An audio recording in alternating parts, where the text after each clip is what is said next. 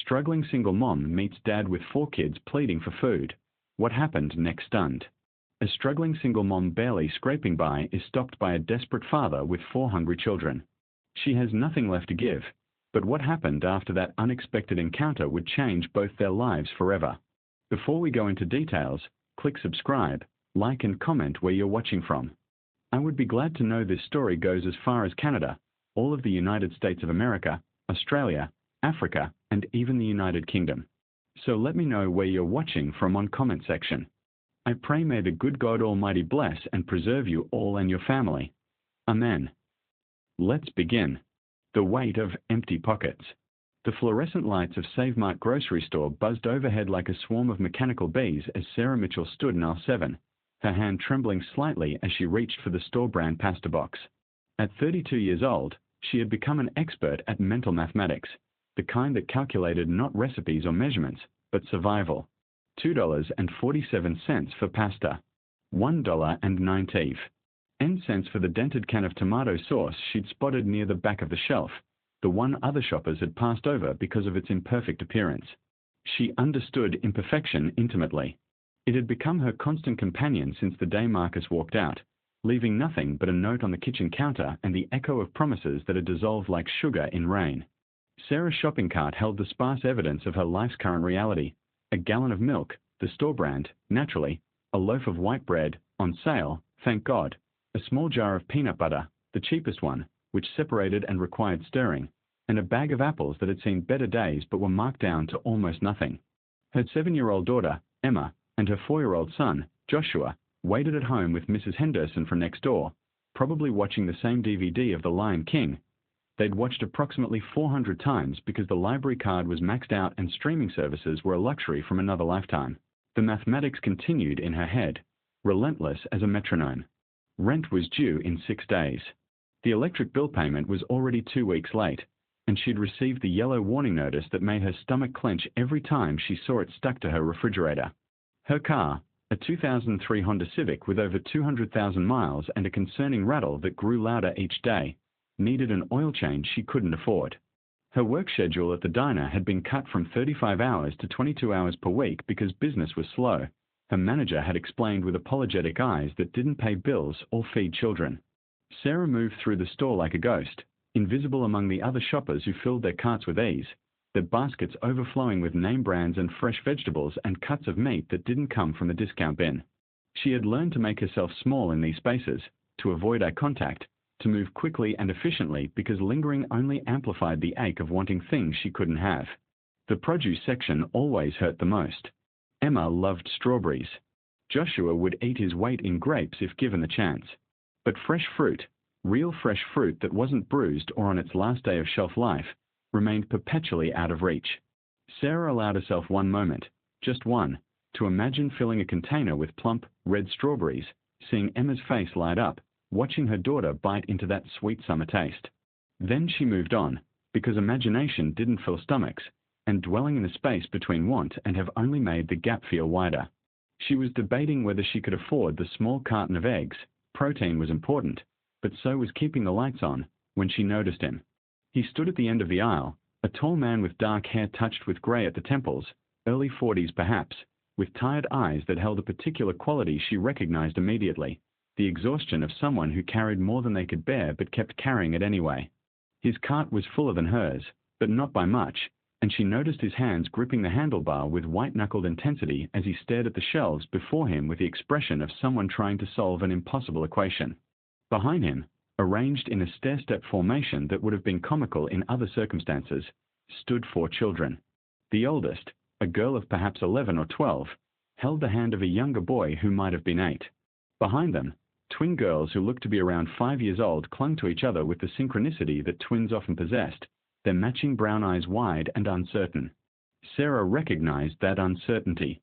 She saw it in her own children's eyes on the nights when dinner was crackers and the peanut butter jar had been scraped clean. She saw it in the mirror on the mornings when she had to choose between coffee, cheap, instant, but at least it was caffeine, and an extra hour of sleep, free, but leaving her feeling perpetually behind. The man was talking to his children in a low voice, the kind of voice parents used when they were trying to hold everything together with nothing but will and hope. Sarah couldn't hear the words, but she could read the body language, the way the oldest girl squared her shoulders as if preparing for bad news, the way the young boy's face fell, the way the twins seemed to shrink into themselves. She should move on. She had her own impossible equations to solve, her own children who needed her to stretch $23.56. That's what was left on her debit card. She'd checked 3 times before entering the store into a week's worth of survival. She should mind her own business, keep her head down, finish shopping, go home, and figure out how to make pasta feed 4 people for 3 days. But then the man's shoulders sagged in a way that made him look like he was carrying the weight of the entire world, and one of the twin girls said in a small voice that somehow carried across the distance, "Daddy, I'm really hungry." The words struck Sarah like a physical blow. She knew that hunger. She knew the way it gnawed at you, the way it made everything else harder, focusing in school, sleeping through the night, staying patient with siblings, believing that tomorrow might be better than today. She knew how it felt to be the parent who had to look at hungry children and somehow find food where there was none, hope where it had run dry. She knew she couldn't afford to help anyone else. She was already drowning in her own ocean of need. But she also knew that some things transcended mathematics and logic and the cold calculation of survival. Sarah took a breath, gripped her cart handle until her knuckles matched the white of the man's, and did something that defied all reason and self-preservation. She walked toward him. The man named David. His name was David Chen, and the exhaustion in his eyes held stories that would take hours to unfold. When Sarah approached him, this stranger with her own nearly empty cart and clothes that had been washed so many times they'd faded to ghosts of their original colors, he had looked at her with the wariness of someone who had learned that unexpected interactions rarely brought good news. "I'm sorry," Sarah had said, the words coming out softer than she'd intended. "I couldn't help but overhear. I know this is going to sound strange, and you have every right to tell me to mind my own business, but I wondered if you might let me buy something for your kids. Not much, I don't have much, but maybe something." David had stared at her as if she'd spoken in a foreign language. His jaw worked soundlessly for a moment before he found words. You don't have to do that. We are fine. We'll be fine." But they both knew he was lying. Sarah could see it in the way his hand trembled slightly on the cart handle, in the way his children looked at the groceries other families were purchasing with longing that children shouldn't have to feel. She recognized the lie because she told herself the same one every single day. We are fine. We'll be fine. I know, Sarah had said gently, but sometimes fine is just the word we use when not fine feels too heavy to say out loud. Something in David's expression cracked then, just slightly, the way ice fractures before it breaks. I lost my job 6 weeks ago. Manufacturing plant closure. 300 people, just gone. My wife. He paused, his voice dropping to barely above a whisper.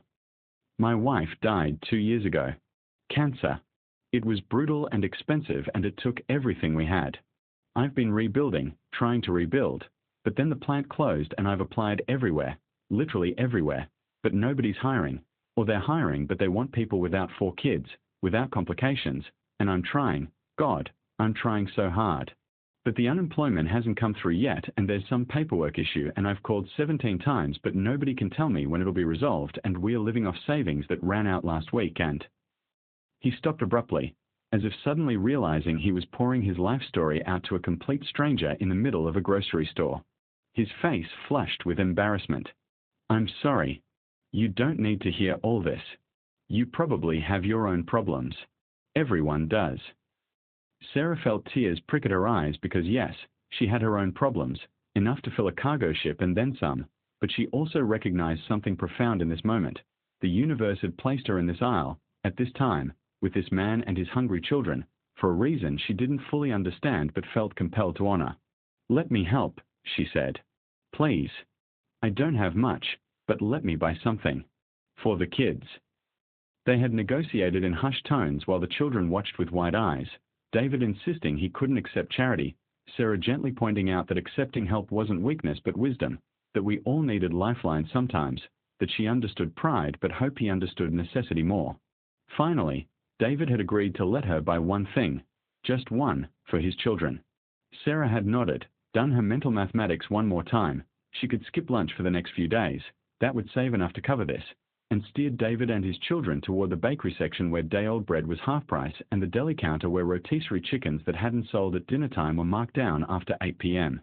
She'd ended up spending $17.32, money she absolutely could not afford to spend, money that meant her own children would be eating pasta with nothing but margarine for several nights, money that would make the electric bill situation even more precarious, on a chicken, a loaf of French bread, a bag of apples, and a gallon of milk for David's family. When she'd handed him the bags, David's eyes had filled with tears he tried desperately to hide from his children. "I don't know how to thank you," he'd said. "I don't even know your name." "Sarah, and you don't need to thank me. Just feed your kids. That's enough." They had parted ways in the parking lot, Sarah to her rattling Civic and David to a minivan that looked only slightly better maintained than her car. She'd driven home with $6.24 remaining on her debit card and a lightness in her chest that defied all financial logic. The ripple effect. That night, Emma and Joshua had eaten buttered pasta without complaint because Sarah had learned the art of making limited food feel like abundance through stories and laughter and the kind of love that costs nothing but means everything. She'd told them about the man with 4 children at the grocery store, about helping others even when we don't have much ourselves, about kindness being the only currency that multiplies when you give it away. Emma, wise beyond her 7 years, had looked at her mother with serious eyes and said, "Did helping them make you happy, Mama?" Sarah had considered the question carefully before answering. "Yes, baby. It did." Sometimes being able to help someone else reminds us that we are not alone in our struggles, that we are all connected, that we all matter. Joshua, for years old and still learning the complicated mathematics of the world, had asked if the man's children were hungry like they were sometimes hungry. Sarah had felt her heart crack a little more but had answered honestly, "Yes, sweetheart. They were. But not tonight. Tonight they'll have chicken and bread and milk." "That's good," Joshua had said with the simple satisfaction of childhood. Everyone should have chicken sometimes. Sarah had held her children close that night, breathing in the scent of their shampoo, dollar store brand, but it worked, feeling the solid warmth of their small bodies, and thinking about David Chen and his 4 children and the strange, terrible, beautiful way life sometimes connected people who needed each other without either one realizing it. She didn't expect to ever see him again. The city was large enough that random encounters rarely repeated themselves. She'd done a kind thing, an impractical thing, a thing that her financial situation absolutely did not support, and that would be the end of it. A brief intersection of 2 struggling families in the pasta aisle of Save Mart, then diverging paths into separate difficulties. But the universe, Sarah was learning, had its own ideas about how stories should unfold. 3 days later, she was working her shift at Rose's Diner, a chrome and red vinyl establishment that had been serving breakfast all day since 1967, when a family walked in during the mid-afternoon lull. Sarah was wiping down table 6, her feet aching in the cheap shoes that were wearing through at the sole, her back protesting the previous 8 hours of constant movement, when she heard a voice that made her look up. "Sarah." David Chen stood near the entrance with his 4 children arranged around him like satellites orbiting a planet. He looked different in daylight, less exhausted somehow, though the worry lines around his eyes remained. His children looked cleaner, their clothes pressed, their faces bright with something that might have been hope. "David," Sarah said, surprise evident in her voice. "What are you? I didn't expect to see you again." "I know," David said, moving toward her table. "I wasn't sure if this was your diner or if you worked here, but I asked at the grocery store. The manager remembered you, said you'd mentioned working at Rose's, and I had to find you because—" He paused, seeming to gather his thoughts. "Because something happened. Something amazing. And it's partly because of you." Sarah's manager, Rita, a woman in her 60s with eyes that missed nothing and a heart that had been softened by decades of witnessing humanity in all its messy glory, appeared beside Sarah. "Friend of yours?" she asked, not unkindly. "An acquaintance," Sarah said. "David, this is my manager, Rita. Rita, this is David Chen. I met him and his kids at the grocery store a few days ago." Rita studied David with the assessing gaze of someone who had learned to read people through years of diner work. Whatever she saw must have satisfied her because she nodded. "Table 8 is clean. You folks hungry?" David looked at his children, then back at Rita. "Actually, Yes. We came to have lunch and to talk to Sarah if she has a moment. She's got a 15-minute break coming, Rita said. Sarah, take your break when they order. I'll cover your section. The kindness in Rita's voice made Sarah's throat tight. Rita had her own hardships, a husband with diabetes, a daughter going through a difficult divorce, but she never let those struggles harden her into cynicism.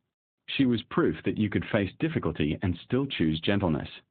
Sarah seated David and his children at table 8, brought the menus and water, and took their order: club sandwiches for David and the oldest girl, whose name was Lily, chicken tenders for the boy, Marcus, which made Sarah's heart ache because of her ex-husband's name, and grilled cheese for the twins, Sophie and Claire, impossible to tell apart except that Sophie had a small scar on her chin from a swing set accident 2 years prior. When she brought their food, David gestured to the seat across from him. Please, he said. Sit. I need to tell you what happened. Sarah slid into the booth, aware of the other diners, sparse at 3 p.m. on a Wednesday, aware of Rita watching from behind the counter with approval, aware that her break was ticking down and she had 4 other tables to bus and orders to take and ketchup bottles to refill. But she sat, because something in David's expression told her this was important. The unexpected turn. I got a job, David said, and the wonder in his voice made it sound like he was announcing he'd won the lottery rather than secured employment. An incredible job. Better than my old one. Better than anything I'd hoped for. Sarah felt her face break into a genuine smile, the first one in what felt like weeks. David, that's wonderful. I'm so happy for you. That's not even the whole story, David continued, leaning forward with energy that transformed his entire demeanor. You remember I told you about the unemployment paperwork issue? Well, the day after I met you, I got home and started going through the stack of mail I'd been too depressed to open.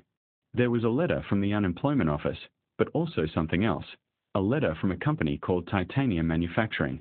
They're opening a new plant here, bringing in high-skilled positions, management opportunities. I'd applied there months ago and never heard back, so I assumed they'd passed on me. He paused to take a breath, his children watching him with rapt attention as if they'd heard this story before but still found it miraculous. The letter said they'd reviewed my application and wanted to interview me immediately. There had been some internal delay in processing applications, but they were particularly interested in my experience and qualifications. I went in the next day, borrowed a chute from a neighbor, dropped the kids with another neighbor who's been amazing through all this, and they hired me on the spot. On the spot, Sarah. Tears were streaming down David's face now, unashamed. Production manager. Salary that's 30% more than I was making before. Full benefits, health insurance, retirement matching. They even gave me a signing bonus to help with relocation expenses, though I don't need to relocate, so that money is going straight to catching up on bills and rent. Sarah felt her own eyes filling with tears. David, that's incredible. I'm so happy for you. But here's the thing, David said, reaching across the table to grasp Sarah's hand with an urgency that surprised them both. Here's what I need you to understand. The day I met you in that grocery store, I was at my absolute lowest point. Lower than when Jennifer died, because at least then I had a job and a path forward. That day at Save Mart, I was standing there trying to figure out which of my children I could feed and which would have to go hungry because I literally did not have enough money to feed all 4 of them. Sarah's heart clenched at the admission, at the raw pain in his voice. I was standing there, David continued, calculating impossible equations and contemplating impossible choices and feeling like the worst father in the world, like I'd failed in the most fundamental way a parent can fail. I was thinking thoughts I'm not proud of, dark thoughts about how my children might be better off without me, about insurance policies and accidents and ways to make my failure look like something other than what it was. David, Sarah whispered, horror and recognition mingling in her voice. Then you appeared, he said. This stranger with her own nearly empty cart, her own obvious struggles, and you did something that made no logical sense. You helped me. You spent money you clearly didn't have to feed children who weren't yours. You saw someone drowning and you threw them a life preserver even though you were barely treading water yourself. David's grip on Sarah's hand tightened. You gave me something I'd lost in those months of rejection and failure and impossible choices. You gave me back my humanity. You reminded me that I mattered, that my children mattered, that there was still kindness in the world even when everything felt dark and hopeless. You gave me just enough hope to go home and open that mail instead of giving up entirely. The diner had gone quiet around them. Sarah realized other patrons were listening, moved by David's story, by the raw emotion in his voice. Rita stood behind the counter with tears on her cheeks. Even the cook, a gruff man named Pete who claimed nothing moved him, had stopped working to listen.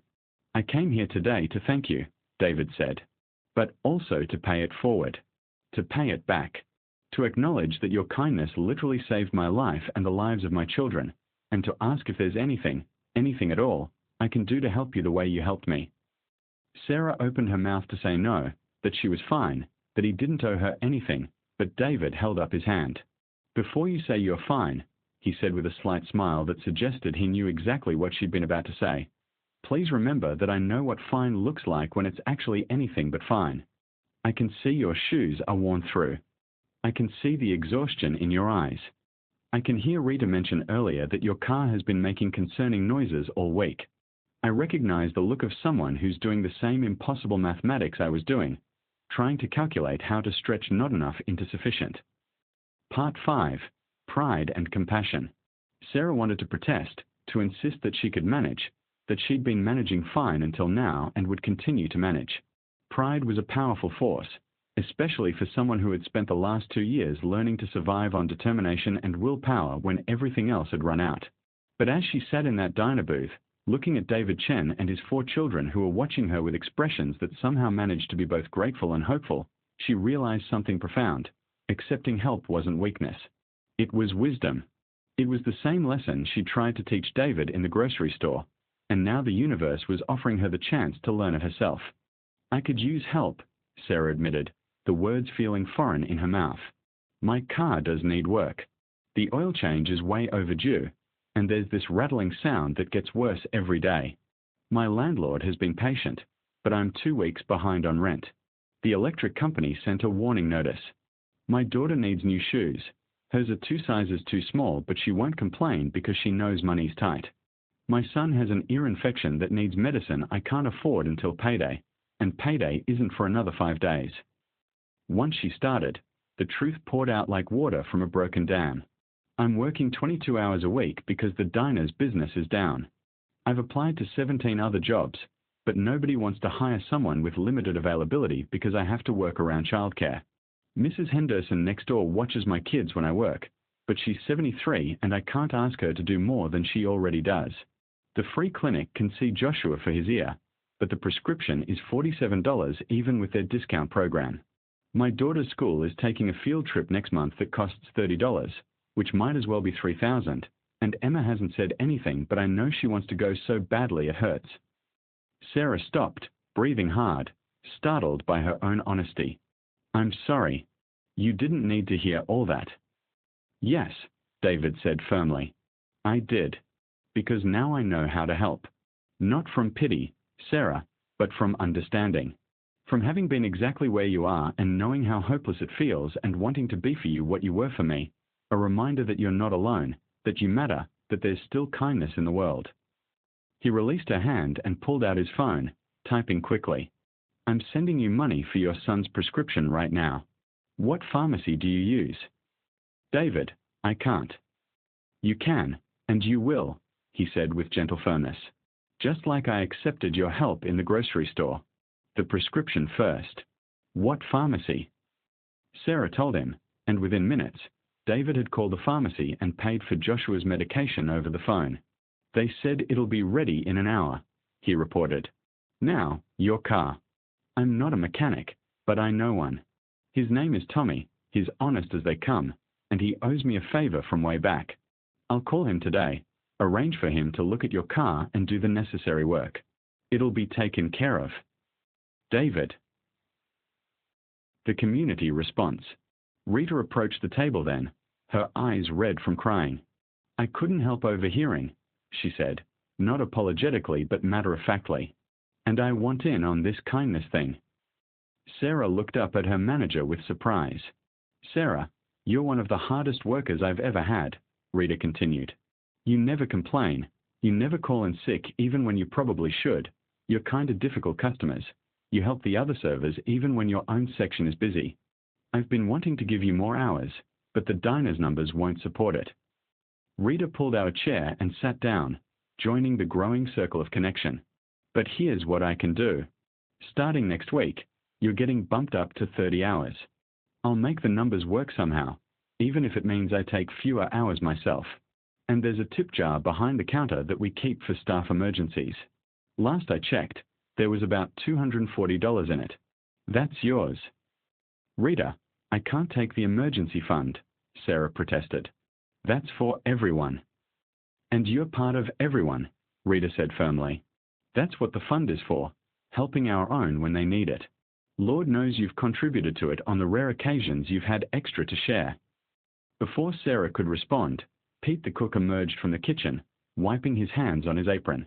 I fix things, he announced in his gruff way.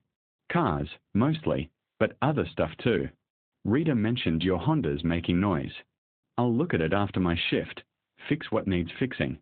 Won't charge for labor, just parts at cost. Sarah opened her mouth, closed it, opened it again. I don't know what to say. Say you'll let us help, Pete replied. Say you'll stop trying to be a superhero and remember that asking for help is human and normal and nothing to be ashamed of.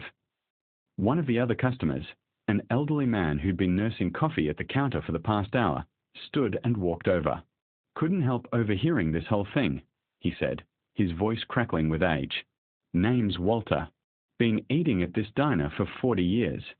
Sarah served me lunch at least once a week for the past 2 years, and she's never once made me feel like I'm just a lonely old man killing time. He pulled out his wallet and extracted several bills. I want to contribute to your daughter's field trip fund. Every kid should get to go on field trips. That's important. Sir, I can't, Sarah began. You can, and you will, Walter said, echoing David's earlier words. I'm 87 years old, my wife passed 12 years ago, my kids live in different states, and I've got more money than I know what to do with. Letting me help makes me feel useful. Don't take that away from me. Another customer stood, then another. Soon there was a small crowd around table 8, each person wanting to contribute something. Money, yes, but also services, connections, opportunities. A woman named Patricia, who owned a children's consignment shop, offered to provide clothes for Emma and Joshua at no cost. I've got more inventory than I can sell, she explained, and I'd rather see it worn by kids who need it than sitting in my back room. A man named Robert, who managed a property maintenance company, offered part-time work that could be done during school hours. Light cleaning, office organization, things that wouldn't require specialized skills but would provide additional income with flexible scheduling.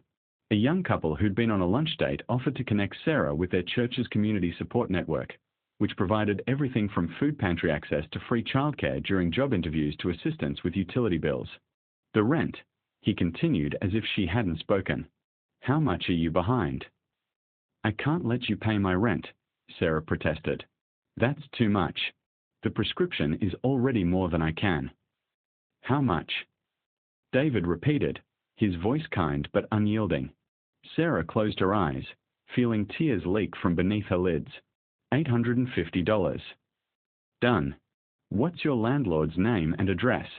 I'll send a cashier's check today. David, this is too much. I can't accept this much. It's thousands of dollars.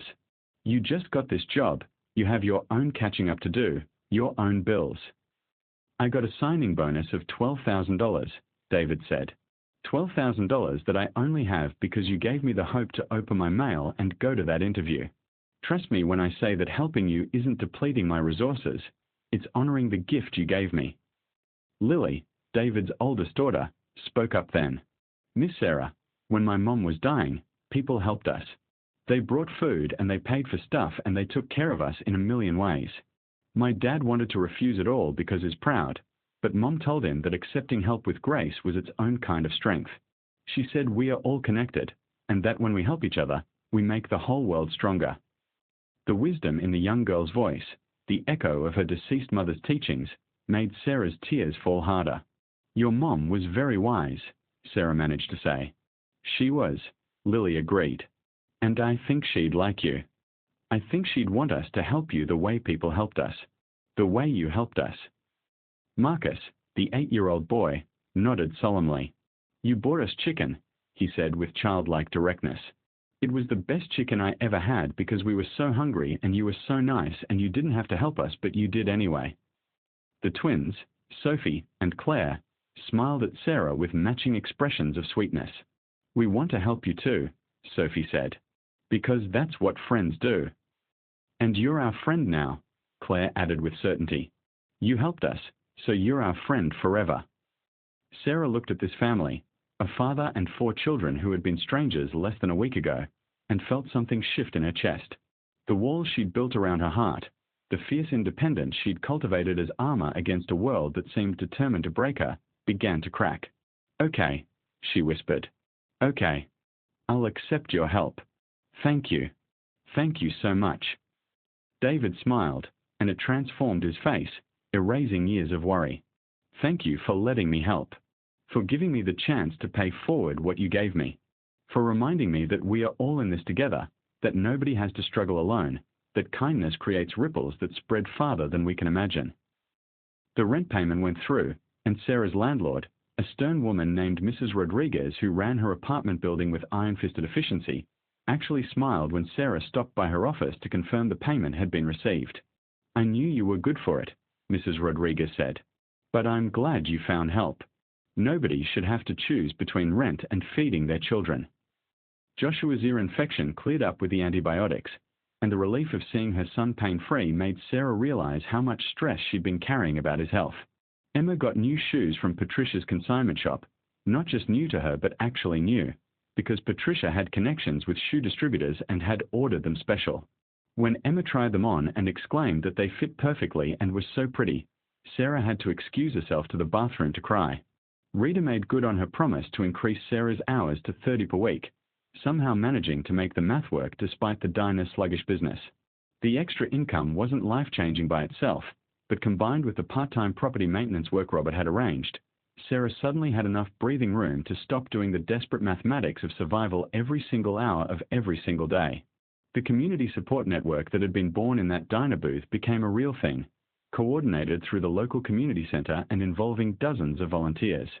They called it the Ripple Effect Network, named for David's observation about how kindness spread in widening circles from a single action. Sarah found herself not just receiving help but giving it too, contributing what she could, time, attention, the hard-won wisdom of someone who understood struggle intimately. But the most profound transformation was internal. Sarah realized she'd been carrying a burden of shame about her situation, as if needing help meant she'd failed somehow.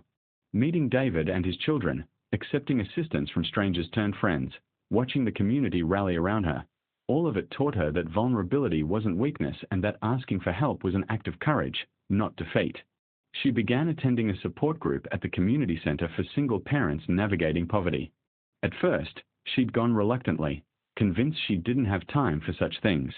But hearing other parent stories, sharing her own, learning she wasn't alone in her struggles, it provided a kind of healing that money couldn't buy. One evening, about 6 weeks after that fateful meeting in the grocery store, Sarah invited David and his children to her apartment for dinner. It wasn't much. Her apartment was small and worn. They continue. Furniture secondhand and mismatched, but it was clean and warm, and Sarah had prepared the meal with care.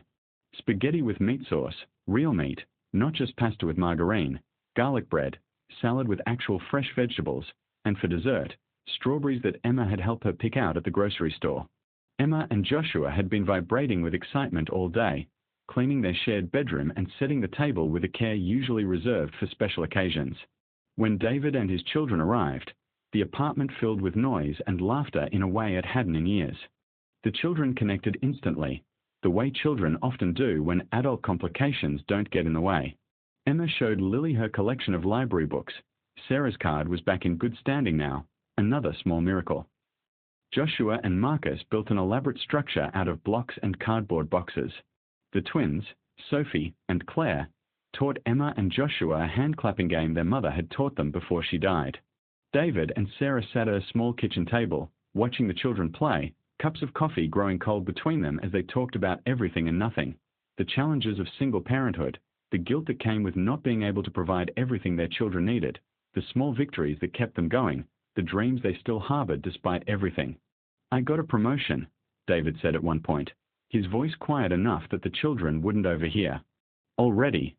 I've only been at Titanium for 6 weeks, and they're promoting me to senior production manager. More responsibility, but also more money. Enough that I can start rebuilding savings, thinking about the future instead of just surviving the present." "David, that's incredible," Sarah said, genuine happiness warming her voice. "You deserve it. I'm so proud of you." "I keep thinking about where I was 2 months ago," David admitted. "Standing in that grocery store, contemplating impossible choices, convinced I'd failed my children in the most fundamental way.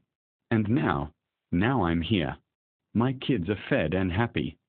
I have a job I'm good at with people who value me. We are building a life again instead of just enduring." He looked at Sarah with an intensity that made her breath catch. "And it's because of you. Because you saw a stranger struggling and chose compassion over practicality. You gave me hope when I had none left." Sarah felt her cheeks flush. "You would have found that letter eventually. You would have gotten the interview. You would have." "Maybe," David interrupted gently. "Or maybe I would have done something desperate and permanent that night. Maybe I wouldn't have had the strength to open that mail, to believe in possibility one more time. You'll never truly know the darkness I was in, Sarah. But you pulled me out of it without even realizing that's what you were doing." They sat in silence for a moment, the weight of unspoken words hanging between them. Then Emma called out, "Mama, can we show Mr. David and Lily and Marcus and Sophie and Claire the pictures you drew of us?" Sarah smiled, the moment broken but not lost. "Of course, baby." She retrieved a worn sketchbook from a shelf, a remnant from years ago when she'd had time for things like art, and brought it to the living room. The children gathered around as she opened it to reveal pencil drawings of Emma and Joshua in various poses and situations. The drawings were good, skilled in a way that suggested talent and training that had been set aside for more pressing concerns. The generosity overwhelmed Sarah. She sat at that table, tears streaming freely now, surrounded by people who had been strangers an hour ago but who were now offering her lifelines in a dozen different forms.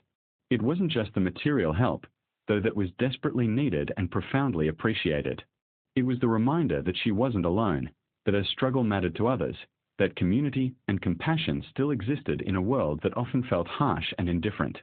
David watched all of this with his own tears falling, his children pressed against him, all of them witnessing the ripple effect that had started with Sarah's simple act of kindness in a grocery store aisle. "This is what you started," David told Sarah. "This chain reaction of compassion. You helped a stranger when you had nothing to give, and look what it's created." Rita retrieved a notebook from behind the counter and began organizing the offers of help, taking down phone numbers and coordinating schedules with the efficiency of someone who had learned to manage chaos through decades of diner work. "We are going to make sure Sarah and her kids have everything they need," she announced to the gathered group. "And then we are going to figure out how to extend this kind of support to other families who need it." "A community support network," Patricia suggested. "Something more organized than random acts of kindness, though those are beautiful. Something where people can contribute what they have, time, money, skills, connections, and where families in need can access support without shame or stigma." "I know someone at the community center who could help organize that," Robert offered. "My sister runs programs there. She's always looking for ways to connect people and resources." The conversation bloomed, ideas flowing like water finding its course. What had started as David wanting to thank Sarah had transformed into something larger, a recognition that struggle was common, that many families were one paycheck or one car breakdown or one medical emergency away from crisis, and that community support could be the difference between survival and drowning. Part 7. The Long Road of Healing. In the weeks that followed, Sarah's life transformed in ways both practical and profound. David's mechanic friend Tommy fixed her car's oil leak and replaced a failing belt for nothing more than the cost of parts. The rattling noise disappeared, replaced by the smooth purr of an engine properly maintained. Sarah cried the first time she drove it after the repairs, overwhelmed by the simple joy of not worrying whether her car would make it to work and back. More drawings sold. Rita's nephew commissioned Sarah to create a series of pieces specifically for the coffee shop's seasonal decoration. A regular customer who owned a small marketing firm saw Sarah's work and offered her freelance design projects.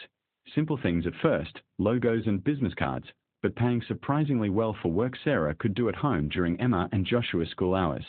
The extra income allowed Sarah to register for 2 online graphic design courses through the community college. She studied late at night after the children slept, her old laptop, which David had helped her fix when it started failing, glowing in the darkness of her tiny kitchen. It was exhausting, adding this to everything else, but it was the kind of exhaustion that felt purposeful rather than simply depleting. David, meanwhile, was thriving at titanium manufacturing. His natural leadership abilities and deep technical knowledge had made him invaluable to the company. The promotion had been followed by another 6 months later, this time to operations director, overseeing multiple production lines and managing a team of 43 people. But success hadn't changed the core of who he was. He still showed up to the monthly Ripple Effect network meetings at the community center, still volunteered his time and resources to help other struggling families, still remembered what it felt like to stand in a grocery store calculating which children would eat and which would go hungry. His children were thriving too. Lily had joined the school's art club and discovered a love for sculpture. Marcus had made the soccer team and was finally coming out of the shell of grief he'd retreated into after his mother's death. The twins, Sophie and Claire, were doing well in kindergarten, their teachers reporting that they were bright, engaged, and remarkably empathetic for their age. Mom would be proud, Lily had told David one evening, not just of what we've survived, but of how we've survived it. With kindness instead of bitterness. With gratitude instead of resentment. Your mom would be especially proud of you, David had replied, pulling his daughter close. You've held this family together in ways I don't think you even realize. You've been strong and brave and compassionate, and I know that wasn't easy when you were dealing with your own grief and fear. I learned it from you, Lily said, and from Miss Sarah, from watching both of you help people even when you were struggling yourselves. That taught me that strength isn't about never needing help. It's about giving help and accepting help and remembering we are all connected. As autumn turned to winter, Sarah and David's friendship deepened into something neither of them had expected or necessarily planned for. It started innocently, coordinated playdates so the children could spend time together, shared meals that were easier and more economical than cooking separately, conversations that stretched late into the evening about topics both profound and mundane. Sarah found herself looking forward to David's calls and texts, to the way he asked about her day with genuine interest, to how he celebrated her small victories, another drawing sold, a particularly good tip at the diner, an A on one of her design course assignments, as if they were monumental achievements. These are beautiful, Lily breathed, studying a drawing of Emma reading a book, sunlight falling across her face in carefully shaded strokes. My mama used to draw, David said slowly. Before everything. She went to art school for a year before she had me and money got tight. She always talked about going back someday, picking it up again. I was studying graphic design in community college, Sarah admitted, before I got pregnant with Emma and everything changed. I always thought I'd go back, but life had other plans. What if life has different plans now? David asked carefully. Sarah looked at him questioningly. What if this is your someday? He continued. What if the universe cleared space in your life, gave you breathing room financially, connected you with people who could help, not just to survive, but to actually live, to pursue the things that make you more than just a parent struggling to get by? I don't know if I remember how to do that, Sarah said honestly. It's been so long since I thought about my own dreams instead of just my children's basic needs. Maybe it's time to remember, David suggested. Not instead of taking care of Emma and Joshua. You'll always do that. You're an incredible mother, but alongside it, maybe it's time to believe you deserve more than just survival. Part 8. Rebuilding Dreams. The idea took root slowly, like a seed planted in rocky soil that somehow found purchase and began to grow. Sarah started drawing again, just a little at first, 15 minutes before bed when the children were asleep, sketches on the backs of grocery receipts during her breaks at the diner, more elaborate pieces in the sketchbook when she had longer stretches of time. Rita noticed the drawings during one of Sarah's shifts and had an idea. My nephew owns a coffee shop over on Maple Street, she said. He's always looking for local art to display on the walls. Gives the place character, and if something sells, The artist gets 70% and the shop gets 30%. You should talk to him. Sarah's first instinct was to refuse, to say her art wasn't good enough, that nobody would want to buy her drawings. But she caught herself, recognizing the old patterns of thinking that kept her small and safe but also stuck. Instead, she said, "I'd like that. Thank you." Within a month, 6 of Sarah's drawings hung in Java Junction coffee shop, each one priced modestly but fairly. The first one sold within a week, a drawing of children playing in a park, their joy captured in simple but evocative lines. Sarah had stared at the check for $60, her 70% of the $85 sale, as if it were written in a foreign language. "It's not just money," David had said when she'd called to tell him, her voice shaking with disbelief. "It's validation. It's proof that your talent has value, that your dreams aren't frivolous luxuries but legitimate parts of who you are." David discovered that Sarah understood him in ways few people did. She knew what it was like to love your children fiercely while feeling like you were failing them, to carry grief for dreams lost while simultaneously fighting for dreams still possible, to navigate the complicated space between pride and humility when accepting help. Neither of them rushed into anything. They were both too aware of their responsibilities, too cautious after previous heartbreaks, too focused on stability for their children to risk it on uncertain romance. But something was growing between them, tender and careful as new shoots pushing through winter soil. Part 9. The Christmas Miracle. December arrived with unusual cold, the kind that made old radiators work overtime and drafty windows feel like open doors. Sarah's apartment building wasn't well insulated, and she found herself wearing layers indoors, keeping Emma and Joshua bundled in sweaters and blankets, running up a heating bill she tried not to think about too hard. Christmas was approaching, and with it, all the complications that holidays brought for families without excess resources. Emma had been carefully not asking for anything specific, which broke Sarah's heart more than direct requests would have. Joshua, younger and less able to hide his desires, had fallen in love with a robot toy he'd seen in a store window, one that cost $67 and might as well have been $6,000. Sarah had been setting aside $5 or $10 a week when she could, building a small Christmas fund that currently totaled $83. Enough for modest gifts, some special food, maybe a small tree from the lot that sold scraggly ones cheap in the last days before the holiday. It would be enough because it had to be enough, because making magic from limited resources was something Sarah had become expert at over the past few years. But she couldn't help feeling the familiar ache of wanting to give her children more, not spoiling them, not drowning them in unnecessary things, but providing the kind of Christmas morning she remembered from her own childhood before everything had fallen apart. She was thinking about this one evening in mid-December, watching Emma and Joshua draw Christmas pictures at the kitchen table, when her phone rang. David's name appeared on the screen, and she answered with a smile that was becoming automatic whenever she talked to him. "Hey," she said. "What's up? Are you and the kids busy this weekend?" David asked, something in his voice that sounded like barely contained excitement. "Just the usual. Work Saturday morning, laundry, grocery shopping, trying to keep two small humans from destroying each other or the apartment." David laughed. "How would you feel about spending Saturday afternoon and evening with us? I have something I want to show you and the kids.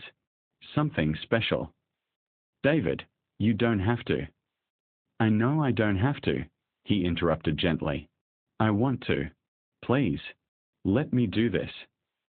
Sarah recognized the echo of conversations they had months ago, the back and forth about accepting help and giving it, about pride and practicality and the complicated dance of people learning to care for each other. "Okay," she said. "We'd love to."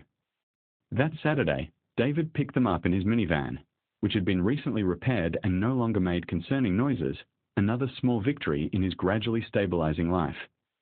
The children piled into the back, chattering with the easy familiarity of friends who'd found each other across the aisle of shared struggle. David drove them out of their familiar neighborhood, heading toward a part of the city Sarah rarely visited, an area where houses had actual yards and streets were lined with trees instead of liquor stores and check-cashing businesses. "Where are we going?" Emma asked from the back seat.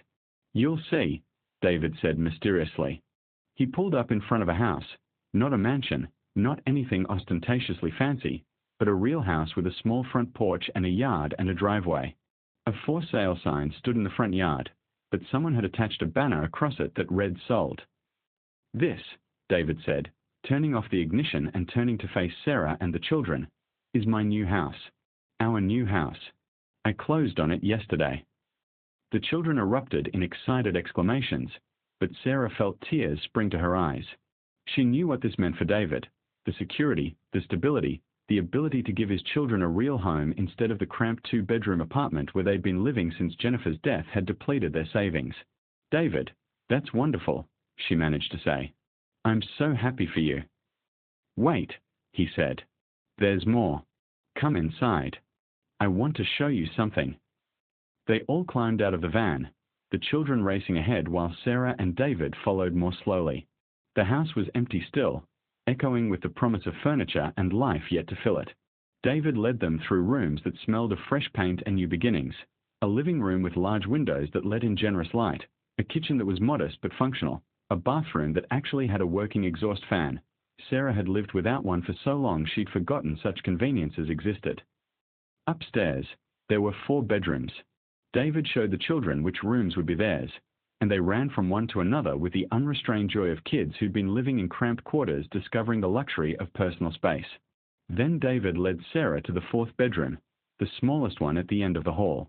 It was painted a soft cream color, and unlike the other rooms, this one already had some furniture, a desk positioned near the window, a comfortable chair, good lighting, and a flat surface that could be used for drawing or working on a computer.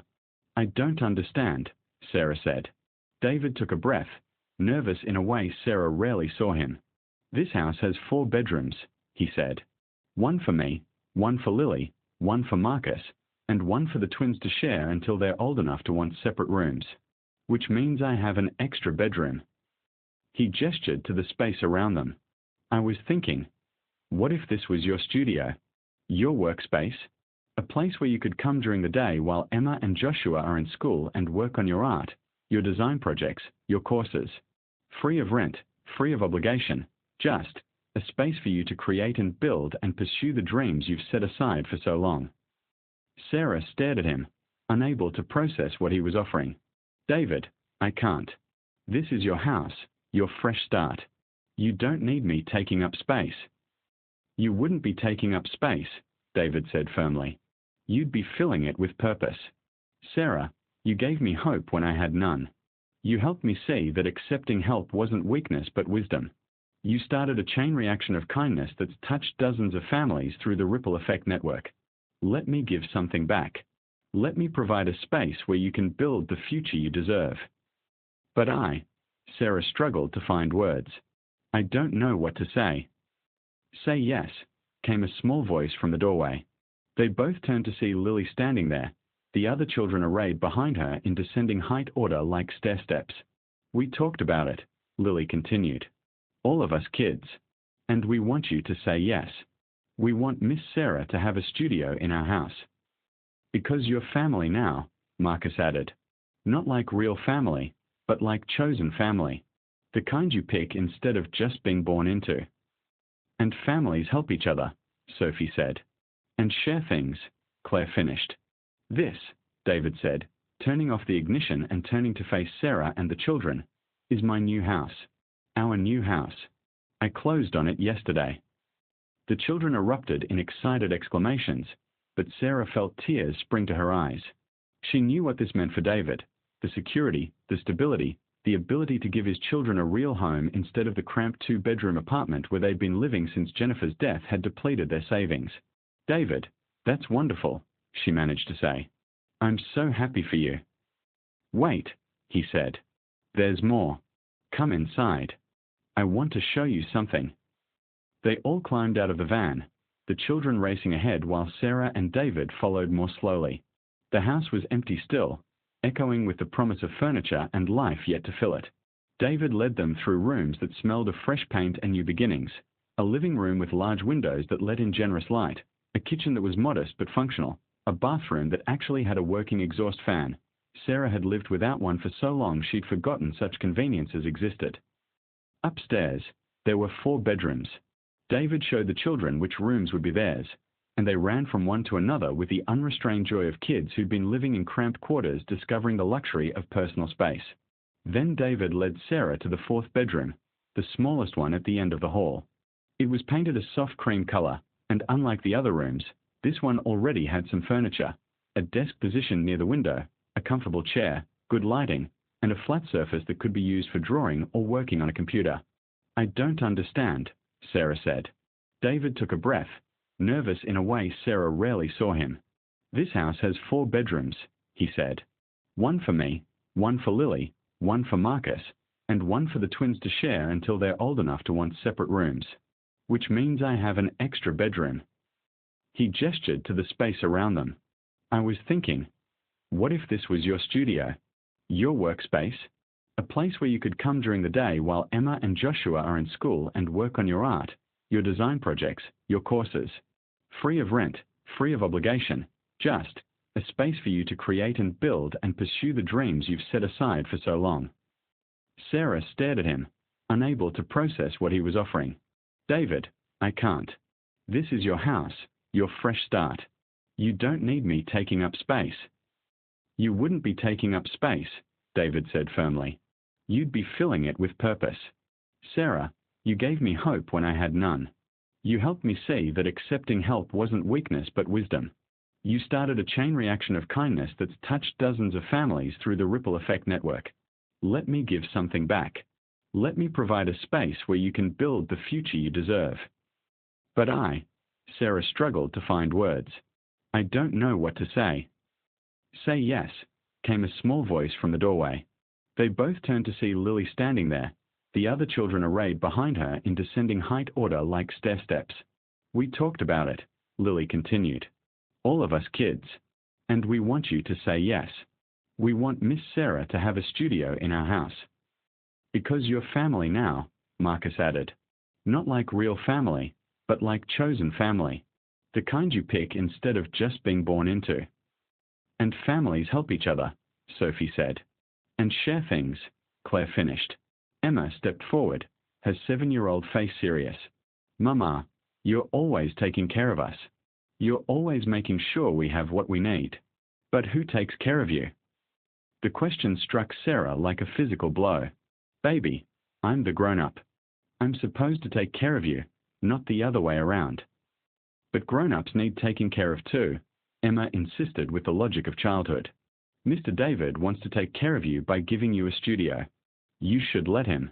You should let all of us. Because we love you. Sarah looked at these children, her own 2 and David's 4, and saw in their faces a truth she'd been avoiding. She'd been so focused on survival, on providing for Emma and Joshua, on maintaining independence and not being a burden, that she'd forgotten something essential. Life wasn't meant to be survived alone. Community, family, chosen or otherwise, mutual support, these weren't luxuries or signs of weakness. They were fundamental to human flourishing. Okay, Sarah whispered, then stronger. Okay. Yes. Thank you. Yes. David's face broke into a smile that transformed him, erasing the last shadows of the desperate man she'd met in a grocery store 6 months ago. He stepped forward and pulled Sarah into a hug that felt like coming home, like safety, like the possibility of joy after long sorrow. The children cheered and dogpiled onto them both, and for a moment, in that empty bedroom that would become a studio, 7 people who had found each other across grocery store aisles and diner booths and the shared territory of struggle became something more, became family in the truest sense of the word. Part 10. New Beginnings. Christmas that year was different than any Sarah had experienced since childhood. David insisted on combining their celebrations, and Sarah had finally learned when to accept rather than protest. They decorated David's new house together, not with expensive ornaments but with handmade ones the children created, with strings of popcorn and construction paper chains and drawings that were more valuable than any store-bought decoration. Sarah contributed her $83 toward food and presents, and David added to it without making her feel diminished. Together, they created the kind of Christmas morning that neither of them had been able to provide alone. Presents for all 6 children that struck the balance between modest and meaningful, a breakfast of cinnamon rolls and hot chocolate, a dinner of ham and all the traditional sides that had seemed impossible when calculating for one small family but became feasible when economies of scale applied. Emma got new art supplies and books. Joshua got a robot toy, not the $67 one from the store window, but a different one that was just as exciting to his 4-year-old self. Lily received a pottery wheel she'd been wanting. Marcus got soccer equipment. The twins got matching bicycles with training wheels, and their squeals of delight when they saw them could have powered the entire electrical grid. But the gifts Sarah remembered most clearly weren't the ones wrapped in paper. They were the moments between, Lily helping Emma learn to draw perspective, Marcus showing Joshua how to kick a soccer ball properly, the twins teaching all the kids a song their mother had loved, David catching Sarah's eye across the chaotic living room and smiling in a way that said, "We did this.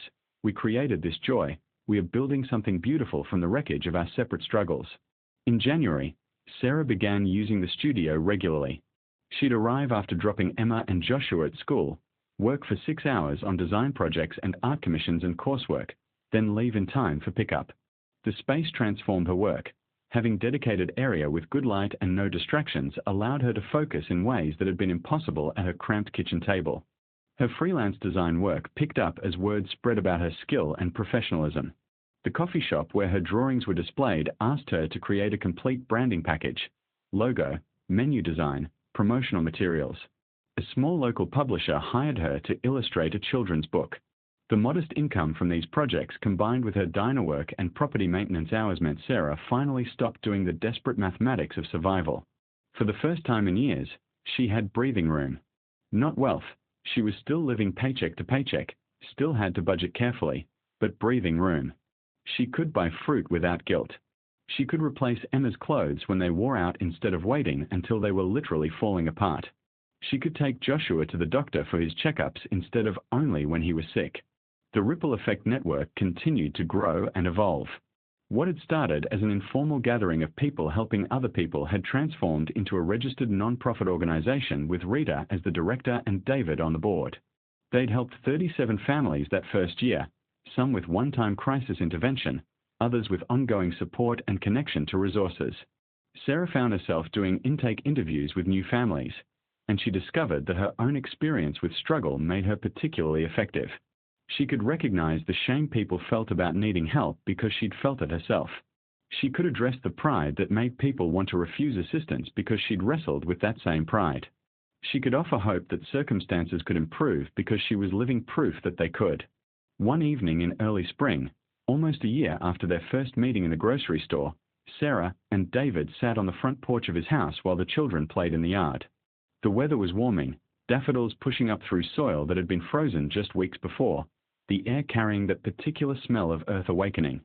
"I've been thinking," David said carefully. "That sounds dangerous," Sarah teased gently. He smiled but didn't take the bait. "I've been thinking about this past year, about how much has changed, about how we've both rebuilt our lives in ways that seemed impossible when we first met." "It's been quite a year," Sarah agreed. "Sarah," David turned to face her fully, his expression serious. "I need you to understand something. What I feel for you, it's not gratitude, though I am grateful. It's not just friendship, though you are my friend. It's more. It's been growing for months, and I've been trying to be patient, trying to make sure I wasn't confusing appreciation with affection or companionship with love, but—" "David," Sarah interrupted, her heart hammering in her chest. "Let me finish," he said. "Please. I know we both have complicated lives. I know we've both been hurt before. I know we have 6 children between us who have to come first. I'm not asking you to rush into anything or make any decisions tonight. I'm telling you that I've fallen in love with you, with your strength and your kindness and your fierce dedication to your children, with the way you laugh and the way you create beautiful things and the way you somehow manage to see the humanity in a desperate stranger in a grocery store." Sarah felt tears streaming down her face, but they were different from all the tears she'd cried over the past years. These were tears of joy, of possibility, of something that felt suspiciously like hope. "I love you too," she said softly. "I think I have for months, but I was afraid to admit it, afraid to want something for myself, afraid that if I reached for happiness it might disappear." David took her hands in his, the gesture both familiar and electric. "What if we reach for it together? What if we build something new, not rushing, not forcing anything, but intentionally, carefully, with all 6 of our children's well-being at the center? What if we stop being 2 separate families helping each other and become one family choosing each other?" Sarah thought about Emma and Joshua, about how they'd blossomed over the past year, how they'd gained not just stability but siblings, extended family, a community of support. She thought about Lily, Marcus, Sophie, and Claire, about how they'd embraced her and her children with open hearts. She thought about the studio upstairs where she created and built and pursued dreams she'd thought were forever lost. She thought about the man sitting beside her, who had been a stranger in a grocery store and had become her best friend and was now offering her something more. "Yes," she said. "Let's reach for it together. Let's build something beautiful." David kissed her then, soft and sweet and full of promise, while in the yard, 6 children played without awareness of the significance of the moment happening on the porch above them.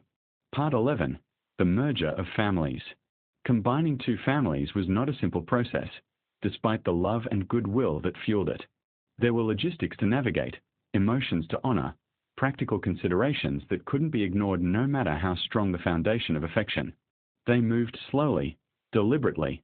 David and Sarah dated properly, actual dates where they went to movies or restaurants or just walked through the park while Mrs. Henderson watched all 6 children. She'd become a grandmother figure to them all, her own life enriched by her involvement with these 2 families she'd watched struggle and rebuild. The children needed time to process the shifting dynamics. Emma and Joshua had to adjust to the reality that their mother was developing a romantic relationship, that their small family of 3 might become something larger. Lily, Marcus, Sophie, and Claire had to reconcile their loyalty to their late mother's memory with their genuine affection for Sarah and their father's obvious happiness. There were bumps. Marcus had a period of acting out, his 8-year-old mind struggling to articulate feelings about betrayal and change that he didn't fully understand himself. Emma went through a phase of clingy behavior, afraid that if her mother loved David and his children, there might be less love left for her and Joshua. The twins had nightmares about losing another mother figure, their young minds unable to separate the concept of death from the concept of change. But Sarah and David navigated these challenges with patience and intentionality. They found a family therapist who specialized in blended families and grief, and they all went to sessions, individually, in sibling groups, as a whole family unit. They talked openly about feelings, about fears, about the ways people could love multiple people without diminishing the love for anyone. "My loving your dad doesn't mean I love you less," Sarah explained to Emma one night after a particularly difficult day. "Love isn't like money that runs out when you spend it. It's more like light from a candle. The more you share it, the brighter everything becomes." "But what if you forget about us?" Emma asked in a small voice. "You'll have Lily and Marcus and Sophie and Claire too, and maybe you'll like them better because they're not as much trouble." Sarah pulled her daughter close, feeling her heart break and mend simultaneously at the vulnerability in Emma's voice. "Emma, you and Joshua are my first loves. You made me a mother. Nothing and no one will ever change that. Adding more people to our family doesn't subtract from my love for you. It multiplies it. We all have more people to love us and support us and be there for us." Similar conversations happened throughout the house. David assured his children that Jennifer would always be their mother, that no one could or would try to replace her, that loving Sarah was different from loving Jennifer, that both kinds of love could exist simultaneously without contradiction. Lily, who remembered her mother most clearly, had perhaps the most complex navigation. She'd taken on pseudo-maternal responsibilities for her younger siblings after Jennifer's death, and Sarah's increasing presence in their lives meant Lily could relinquish some of that burden. It was both relief and loss. She wanted to be a kid again, but being the responsible one had become part of her identity. Sarah recognized this and made space for it. By summer, almost a year and a half after that first meeting in Save Mart, the 2 families had found their rhythm. They spent most evenings together, though Sarah and the kids still maintained their apartment. Sarah was now making enough from her design work and diner hours to comfortably afford rent and bills. Weekends were family time, parks, museums, movie nights, board games, the mundane and magical mix of daily life. The Ripple Effect network was thriving. They'd secured grant funding and had a small office at the community center. They'd helped over 60 families in 18 months, providing everything from emergency grocery assistance to car repairs to job placement to childcare to utility payment help. The model was simple but effective. Connect people who had resources, time, skills, money, connections, with people who needed resources, removing the shame and bureaucracy that often prevented people from seeking help. Sarah had reduced her hours at the diner, replaced by increasing freelance design income. She'd completed her graphic design certification online and was now taking additional courses in illustration. The local publisher had been so pleased with her children's book illustrations that they'd commission her for 3 more books. Her art still hung in Java Junction, and she'd begun getting inquiries from other local businesses about commissioning pieces. David had been promoted again at Titanium, this time to Vice President of Operations. The salary was substantial enough that he'd set up college funds for all 4 of his children and insisted on including Emma and Joshua as well. "They family," he'd said when Sarah had protested. "Family takes care of each other." On a warm evening in late August, David asked Sarah to marry him. Not with a grand gesture or public display, but privately, in her studio at his house, while the children were all occupied downstairs with a movie. He got down on one knee with a ring he'd clearly agonized over, not ostentatiously expensive, but beautiful in its simplicity, a single diamond on a platinum band. "Sarah Mitchell," he said, his voice shaking slightly, "you saved my life in a grocery store aisle when you had every reason to focus only on your own survival. You taught me about kindness and community and the courage it takes to accept help. You've become my best friend, my partner, the person I want to build a life with. Will you marry me? Will you let our 2 families officially become one?" Sarah looked at this man who had been a desperate stranger and become her everything. She thought about the journey they'd both traveled, through poverty and grief and impossible choices, through pride and shame and the hard work of healing. She thought about their 6 children and the family they were building together, complicated and beautiful and nothing like what either of them had imagined, but somehow exactly right. "Yes," she said through tears and laughter. "Yes, absolutely yes." Part 12. The Wedding. They planned a small wedding for early October, almost exactly 2 years after their first meeting. Nothing fancy, a ceremony at the community center where the Ripple Effect Network was housed, followed by a reception in the same space with food they largely prepared themselves and decorations the children created. Rita served as Sarah's maid of honor. David's best man was Tommy the mechanic, who'd become a close friend over the past 2 years. Mrs. Henderson sat in the front row, tissues in hand, proud as any grandmother. The guest list was small but meaningful. People from the Ripple Effect Network, co-workers, and friends. The therapist who'd helped them navigate blending their families. The barista from Java Junction. The property manager who'd given Sarah flexible work. Every single person who had contributed to either family's journey from survival to stability to joy. But the most important participants were the children. All 6 of them had roles in the ceremony. Emma and Lily, close as biological sisters now, served as junior bridesmaids. Marcus and Joshua were ring bearers, taking their responsibility with utmost seriousness. Sophie and Claire were flower girls, scattering petals with more enthusiasm than precision. The ceremony itself was simple but profound. The officiant, a friend of Rita's who worked at the community center, spoke about how families are built not just through biology but through choice, commitment, and love. She talked about the courage it took for Sarah and David to remain open to love after hardship, to trust in possibility when life had taught them to expect disappointment. When it came time for vows, Sarah and David had written their own. They faced each other, hands clasped, while their children formed a semicircle around them. Sarah spoke first, her voice clear despite the tears streaming down her face. "David, 2 years ago, I was at my lowest point. I was drowning in debt and exhaustion and the constant fear that I couldn't provide what my children needed. Then I saw you in a grocery store, and something in your desperation called to something in mine.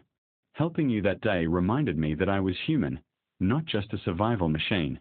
You reminded me that I mattered beyond my ability to work and provide.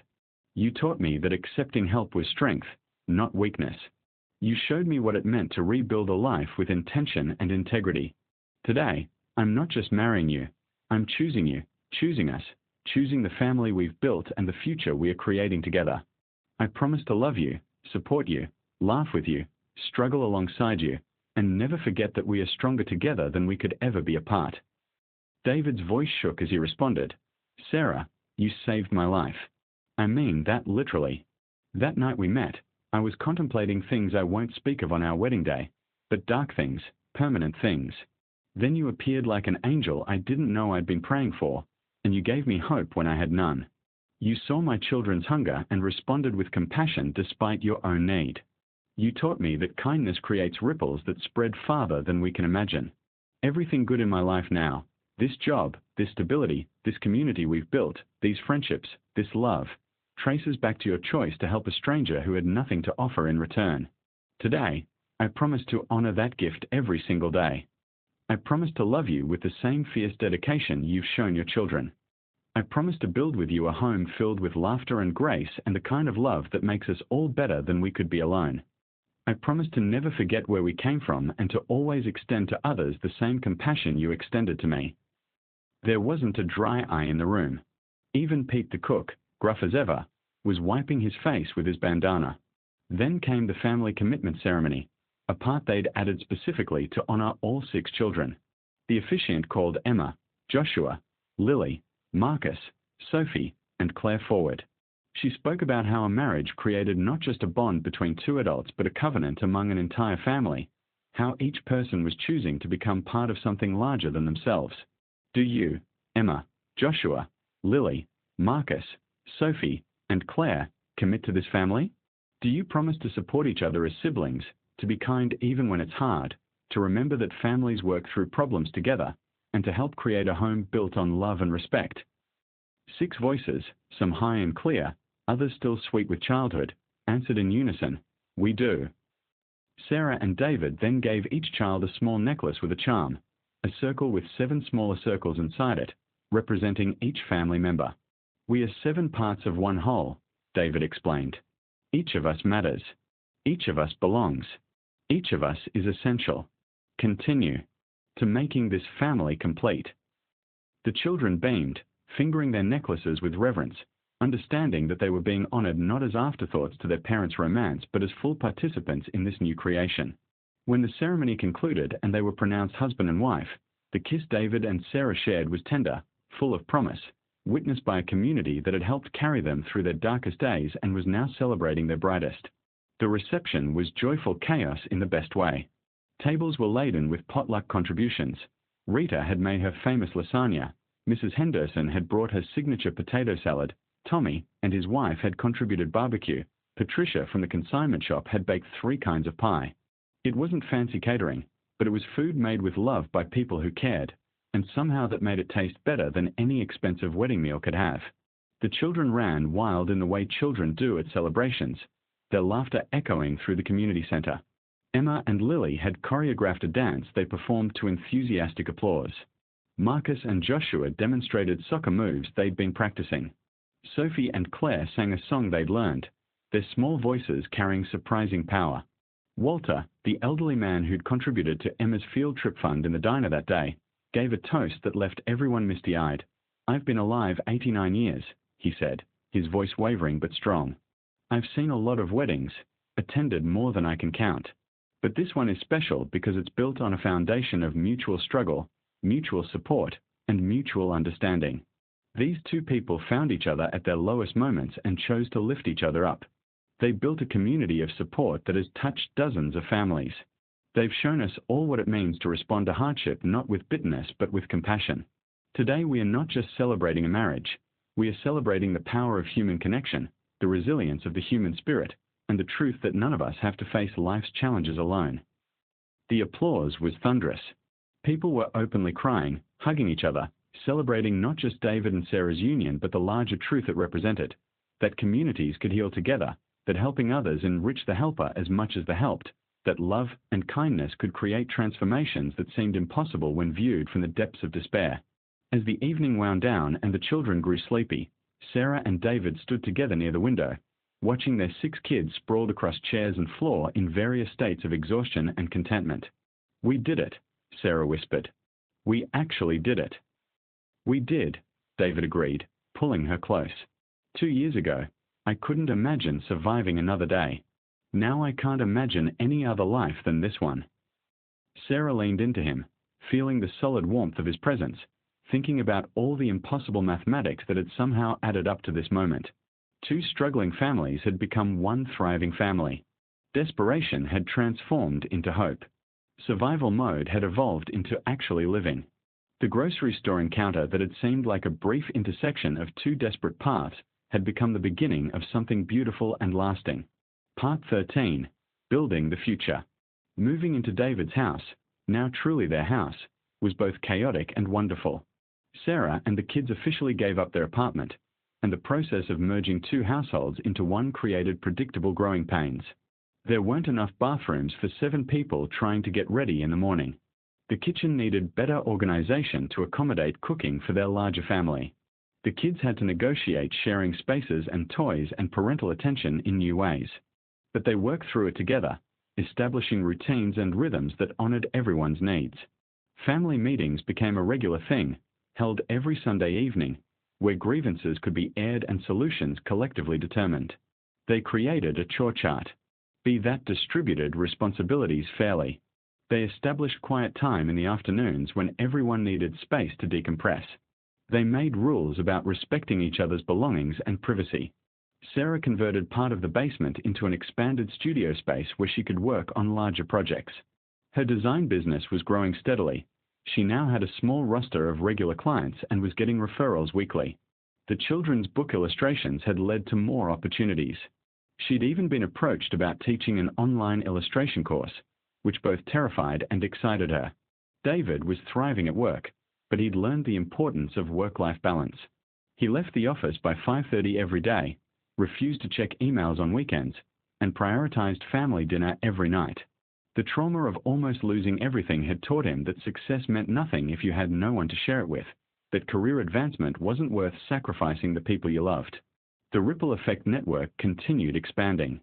They'd helped over 100 families by their second anniversary, and the model was attracting attention from other communities wanting to replicate it. David and Rita had been invited to speak at a conference about community-based support networks. A local news station did a feature story about their work, which brought in additional volunteers and donors. But the most profound changes were internal, psychological, spiritual even. Sarah had spent so many years in survival mode that learning to relax into security took conscious effort. She'd find herself doing the old mental mathematics, calculating costs, worrying about money running out, before remembering that she wasn't in crisis anymore. She could buy strawberries without guilt. She could replace worn clothes before they fell apart. She could breathe. Therapy helped. Both individual sessions and couples counseling with David, where they processed their respective traumas and learned healthy communication patterns. They talked about triggers, how the sight of a past due notice could send Sarah into a panic spiral, how unexpected job-related stress could make David spiral into catastrophic thinking. They developed strategies for supporting each other through difficult moments. The children had therapy too, processing the losses they'd experienced, the instability they'd endured, the complicated emotions of joining a blended family. Marcus worked through his grief about his mother. Emma processed her feelings about her father's abandonment. All 6 kids learned to articulate their needs and feelings in healthy ways. "I never want to forget what we went through," Sarah told David one night as they lay in bed, the house finally quiet after the chaos of getting 6 kids to sleep. "I don't want to forget what hunger feels like, or fear, or desperation, because remembering keeps me compassionate. It keeps me connected to the work we are doing with the network. It keeps me humble." "I understand," David said. "I feel the same way. The struggle shaped us. It taught us things we needed to learn about resilience and community and what really matters. But I'm also glad we are not there anymore. Glad our kids don't have to wonder if there will be dinner. Glad you don't have to choose between rent and electricity. Glad we have the space to dream instead of just survive." "It's strange," Sarah mused. "Being happy feels unfamiliar sometimes. Like I'm waiting for the other shoe to drop, for disaster to strike, for this all to be revealed as temporary." "I know that feeling," David admitted. "But maybe that's part of healing, learning to trust in stability, to believe that good things can last." The ending. Part 14. Full circle. 5 years after that initial meeting in the grocery store, Sarah stood in the grand ballroom of the city's convention center, her heart pounding with nervous excitement. The Ripple Effect network had grown beyond anything she and David could have imagined. They now had satellite chapters in 12 cities, had helped over 800 families, and tonight they were receiving a humanitarian award from the State Community Foundation. David stood beside her, handsome in his suit, squeezing her hand as the presenter recounted their story. Emma and Joshua sat in the front row next to Lily, Marcus, Sophie, and Claire, all of them dressed up, all of them beaming with pride at their parents. And what makes this story so remarkable, the presenter was saying, is that it began with a $17 act of kindness in a grocery store. Sarah Mitchell, herself struggling to feed her own children, saw a stranger's desperation and chose compassion over self-preservation. That single choice created a ripple effect that has transformed hundreds of lives. The audience applauded, but Sarah barely heard it. She was remembering that night 5 years ago, the fluorescent lights of Save Mart, the weight of impossible choices, the moment she decided to walk toward David instead of away from him. How different would their lives be if she'd made a different choice that night? When they accepted the award, David spoke first, his voice steady and strong. 5 years ago, I was standing in a grocery store trying to figure out which of my 4 children I could feed and which would have to go hungry. I was at the end of my rope, contemplating permanent solutions to temporary problems. Then Sarah appeared, this stranger who had every reason to focus only on her own survival, and she chose to help me anyway. She gave me $17.32. But more than that, she gave me hope. She reminded me I was human, that I mattered, that kindness still existed in the world.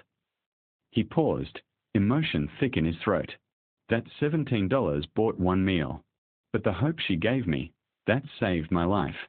It gave me the strength to go home and open the mail that contained my job offer. It reminded me that my children needed me to keep fighting. It showed me that accepting help wasn't weakness but wisdom. Sarah took the microphone, her hands trembling slightly. I didn't feel heroic that night in the grocery store. I felt desperate and scared and barely holding on. But I saw someone who needed help, and something in me couldn't walk away. I think we all have that something, that impulse toward compassion, toward connection, toward helping each other survive and thrive. The Ripple Effect Network exists because we believe that helping others isn't about having extra resources. It's about sharing whatever we have, knowing that community support multiplies strength.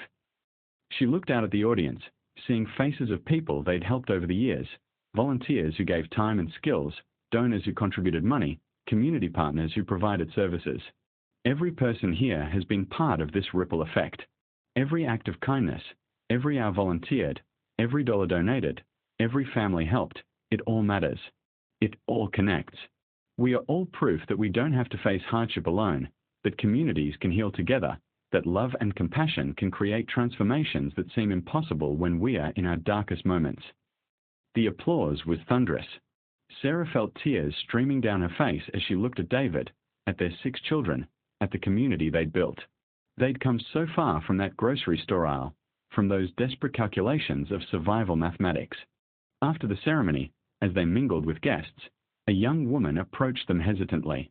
She was thin, worn-looking, with 2 small children clinging to her legs. Sarah recognized the expression in her eyes immediately. It was the same one she'd worn 5 years ago, the same one David had worn. The look of someone drowning who was trying desperately not to let anyone see. "I'm sorry to bother you," the woman said quietly.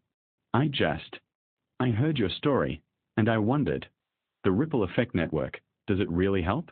Because I'm in a situation, and I don't know where else to turn."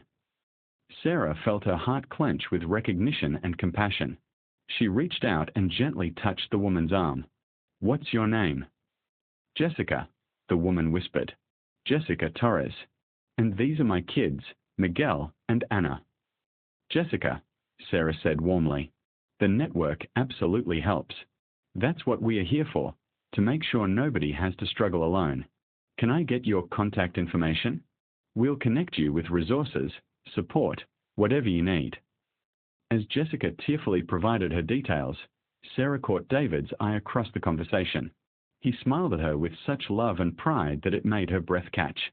They both understood what was happening here, the ripple continuing, the cycle of compassion perpetuating, another family being pulled from the edge just as they had been.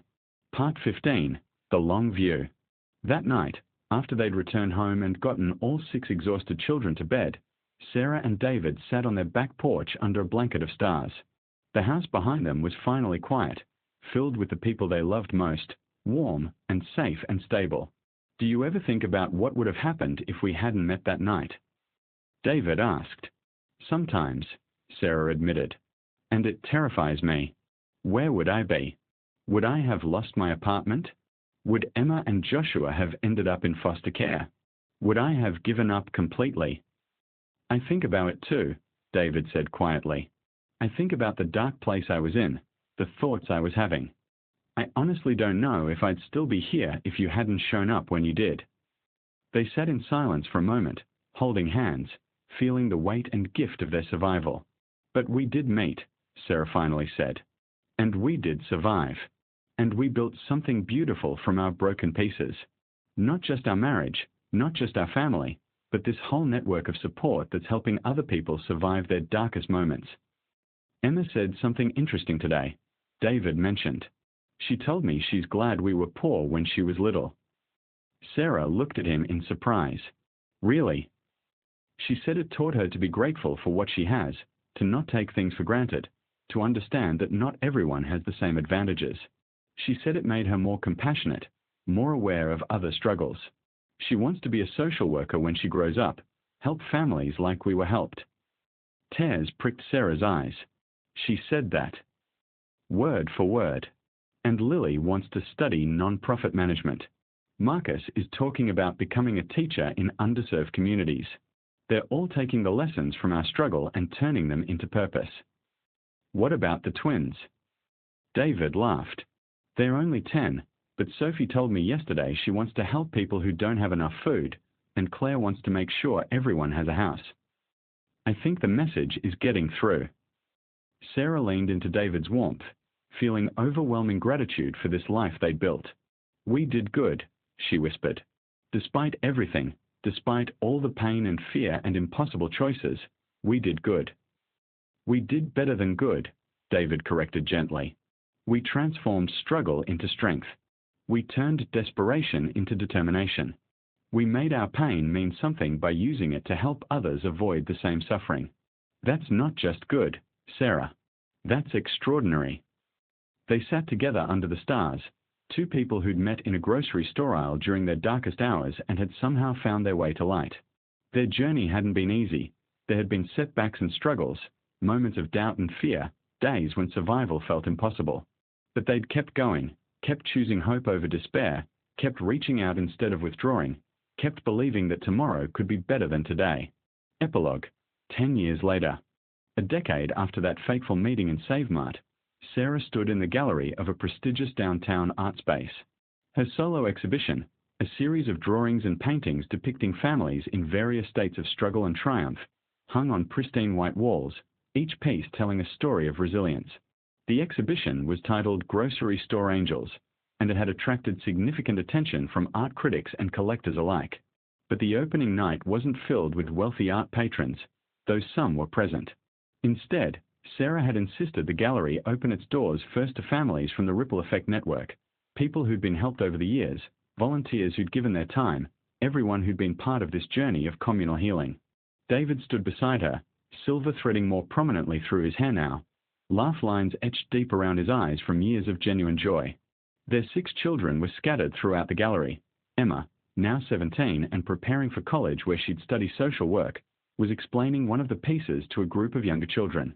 Joshua, 14 and shooting up like a weed, stood protectively near his mother, proud of her accomplishment. Lily, now 21 and working for the Ripple Effect Network while finishing her non-profit management degree, was coordinating the evening's logistics with the efficiency she'd inherited from both her late mother and her stepmother. Marcus, 18 and preparing to start college on a soccer scholarship, was helping serve refreshments. Sophie and Claire, now 15 and inseparable as ever, were giving impromptu tours to anyone who wanted one.